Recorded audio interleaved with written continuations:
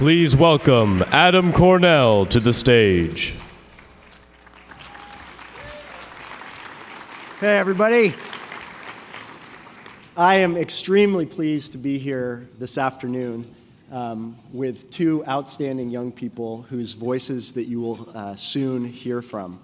But I wanted to remark one of the things I loved about that happened, I guess about 20 minutes ago, was y'all came in here and we had a hard time getting y'all to sit down because it means you're connected. It means you're having fellowship with colleagues, with friends, with people whom you may share a history with the Boys and Girls Club, or for many of you, this might be your first time to an event like this. But that's really a connection that I really felt in this room, and this organization is really about connection. It's about connecting with children, connecting with families, and making our community a better place. So I really loved that energy right before Calvin told everybody to be seated and listen up. So thank you, Calvin. First, though, I'd like to share a little more from a personal perspective with what this Boys and Girls Club can do for our community. As many of you know, I was selected as the 1990 National Youth of the Year, and I believe being a part of this program was simply one of the most profound experiences of my life as a kid. You're chosen based on leadership and commitment to your community. I can tell y'all that I found the Boys and Girls Club in Bellingham, Washington when I was 5 years old. We moved to Woodinville when I was 14, and I found the Kirkland Boys and Girls Club. And that's a long history with this organization, and that history continues still, but in a different way. The experience of being National Youth of the Year started as a club of the quarter, and you move on as Youth of the Year for the county, and the state, the region, and finally you end in the White House with the president. And you compete against 5 other outstanding young people, and ultimately somebody had to be chosen, and I was lucky enough to be the Youth of the Year, National Youth of the Year in 1990. And I credit Terry Freeman, who was then the Kirkland Boys and Girls Club director, and really the bottom line was Terry wouldn't let me go to sleep until I had my speech memorized. And that's really, I think, how I ultimately became National Youth of the Year. But Terry believed in me. But he didn't just believe in me, he believed in every kid who came into the club. So the experience was life-changing, and I know that I wouldn't be who I am today if it were not for that, if it were not for Terry, and if it were not for that, this program. So I learned a lot in that process, and you're going to hear a little bit about my personal history in a minute, but there is something magical for a child who comes from disadvantage and who exists on the margins to turn from being what many would say a victim of circumstance to being somebody who can change the lives of somebody else.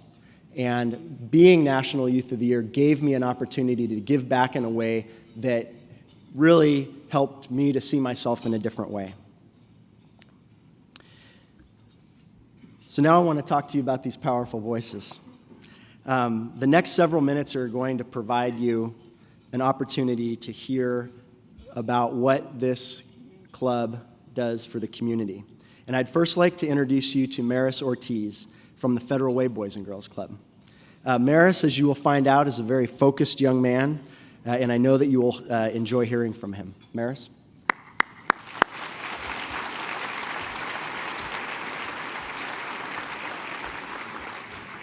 Thank you. I can say without a doubt that the Boys and Girls Club really does mean the world to me.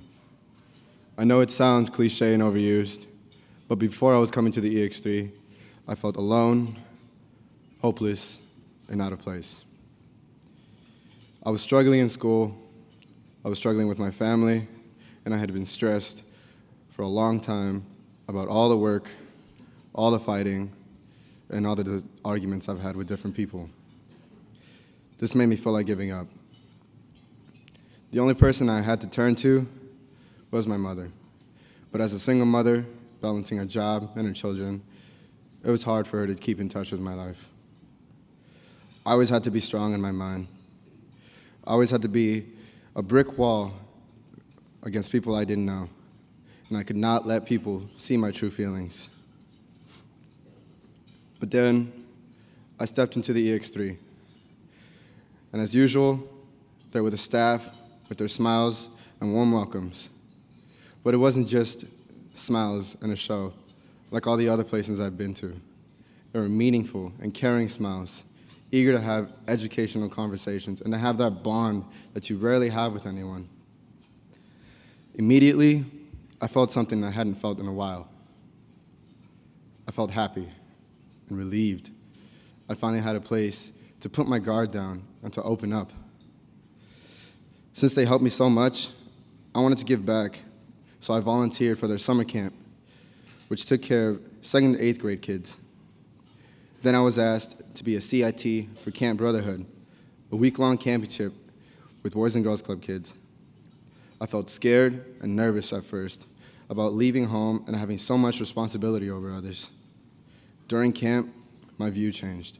I felt honored because I had an opportunity to create a positive impact. That's when I gained most of the confidence I have now. I'm involved with so many Boys and Girls Club programs that the Boys and Girls Club is literally a second home for me. I now view the EX3 as my sanctuary. Now, the club has also been helping me with my school. I've not always been focused on my education, but now graduating is one of my main priorities next to the family and the Boys and Girls Club. Now, my goal is to become a dancer and a choreographer. And of course, the Boys and Girls Club has been very supportive. They even gave me a chance to perform one of my dances at the Emeralds Down fundraiser and also yesterday at the Youth of the Year award ceremony. If it wasn't for them, I wouldn't have the courage and ability to pursue my dreams and goals for my future. Now, I want to perfect my art, and I want to attend UCLA and study dance and business, and one day open my own dance studio. I'd like to thank you all for coming out. Thank you.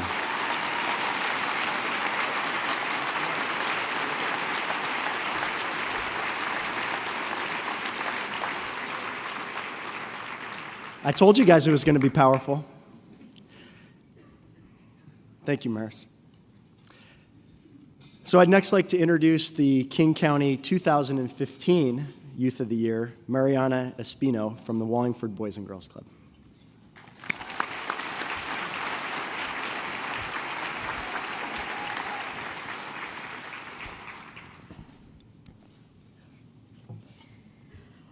What began as a place to just hang out with my friends has become one of the most transformative experiences of my life.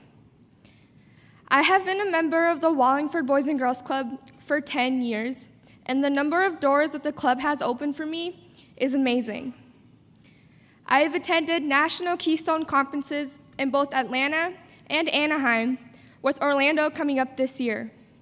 But aside from all the cool trips I've made friends and met staff that have truly changed my life. A few years ago, I began to ask my parents questions. Questions like, why can't we go back to Mexico to visit our family? I remember watching them struggle to answer my questions, and I could tell it was something that they did not want to talk about, so I left it alone. But as I got older, they eventually told me that I was considered an undocumented alien, which meant that I wasn't able to do a lot of things that others could, like work, travel, or even go to college. Hearing that was completely devastating, and it made me feel hopeless.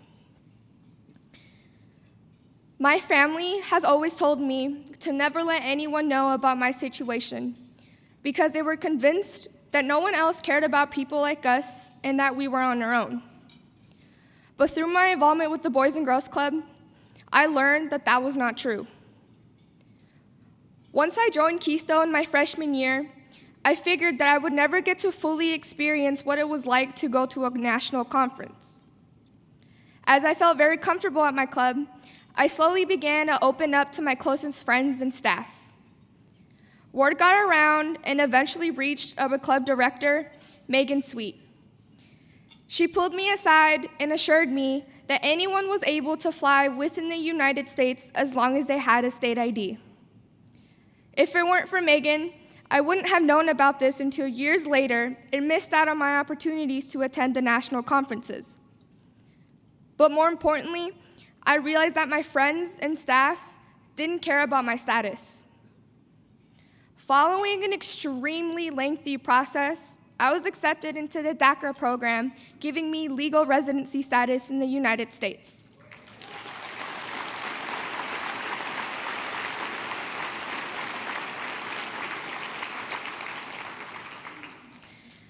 I trace a lot of where I am today back to the Wallingford Boys and Girls Club. It's a place where I can be myself and feel accepted by everyone. My involvement with the club has helped me become the responsible young woman I am today. For example, Seattle Public Schools requires graduating seniors to have 60 hours of community service. But thanks to the club, I have well over 500 hours and counting.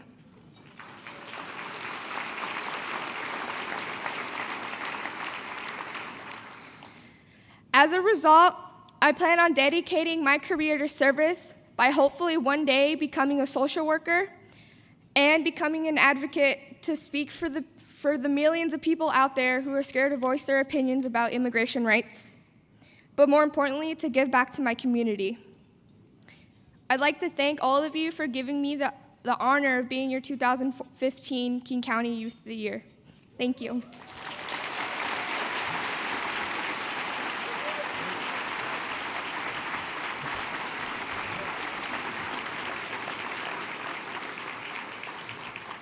You guys are a tough act to follow. Really wonderful. Thank you, Mariana and Mares. You know, you see how the investment that this organization makes in our community is going to reverberate through the years. I look forward to Mariana and Mares seeing you up here in a very few short years, doing the same kind of thing and contributing to the community in the way that you so want to do, and we know that you will make everybody better. And that's really what this is all about.